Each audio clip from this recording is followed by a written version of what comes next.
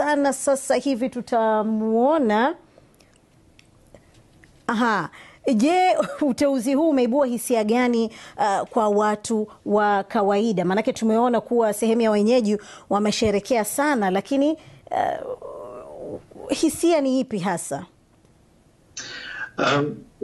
Unajua umekuja, lakini sio kwamba ni jambo ambalo Warundi wengi walikuwa hawafikirii, kwa sababu unajua kile chama cha CNDD FDD ni chama ambacho kina watu wachache ambao wao ndio wanaamua kila kitu. Na huyu Major General Everiste ndayishimiye alikuwa mshauri wa rais, alikuwa ni mtu wa karibu sana na rais, na vitu ambavyo naweza kusema kwamba havikuwa vizuri wakati rais huyu Nkurunziza alikuwa akiongoza nchi, basi na huyu Major General ni miongoni mwa watu ambao walikuwa wakishauri kufanya hivyo.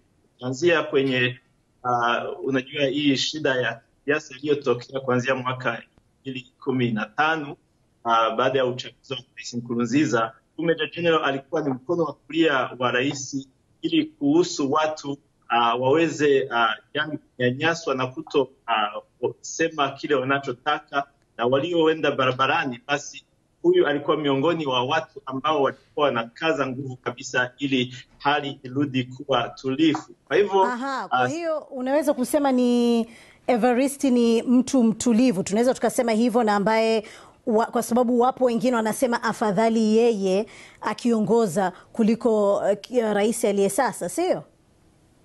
Ninachosema ni kwamba hakuna tofauti hata kidogo kulingana na kadri ambavyo watu hawa wawili wangeweza kuongoza nchi. Kwa hivyo unaweza kusema kwamba tu rais Nkurunziza yeye anarudi kakoti nyingine yani. Kwa hiyo huyu bwana akirudi, bwana Everiste, unahisi hataweza kuleta tofauti yoyote nchini Burundi hata kidogo?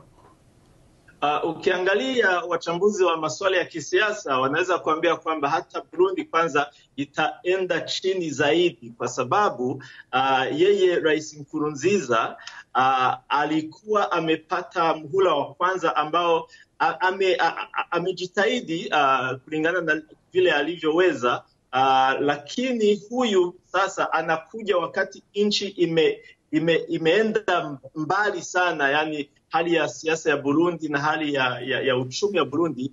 Sasa hivi Burundi ni nchi ulimwengu mzima, nchi yani maskini, na huyu ndayishimiye watu wote wanajua hataweza kufanya jambo lolote ili hali iwe nzuri.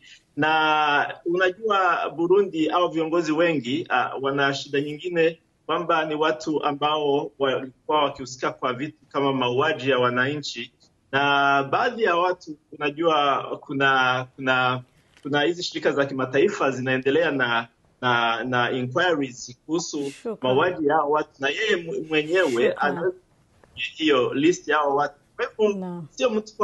Sio mtu ambao sisi Warundi tungependa tumuone akirudi baada ya, lakini sasa ndio. Naam, shukran sana. Huyo ni Emery akiwa